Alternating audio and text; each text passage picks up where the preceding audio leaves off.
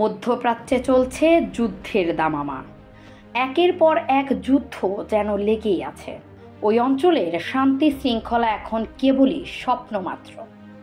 দীর্ঘ 10 দিন ধরে চলছে ইরান ইসরায়েলের সংঘাত। প্রতিদিনই চলছে হামলা পাল্টা হামলা।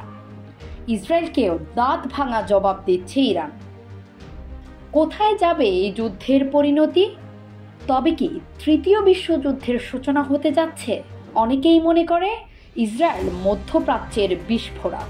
মধ্যপ্রাচ্যের অস্থিতিশীল অবস্থার জন্য দায়ী ইসরায়েল, আর ইসরায়েলের এসব কর্মকাণ্ডের মদতদাতা যুক্তরাষ্ট্র।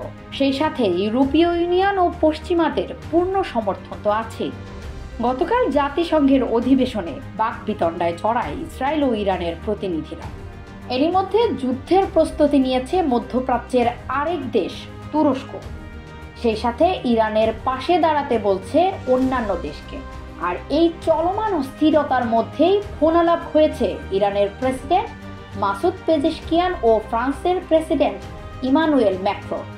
এদিকে যুদ্ধ চলাকালীন সময়ে যুক্তরাষ্ট্র ও জার্মানির 14 কার্গো বিমানে অস্ত্র পৌঁছেছে ইসরায়েলে। এ যেন জ্বলন্ত আগুনে ঘি ঢালার মতো অবস্থা। কি হতে যাচ্ছে মধ্যপ্রাচ্যের ভবিষ্যৎ?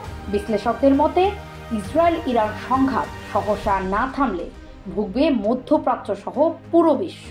ইসরাত জাহান মনিকা, ডেস্ক রিপোর্ট, দেশের কণ্ঠ।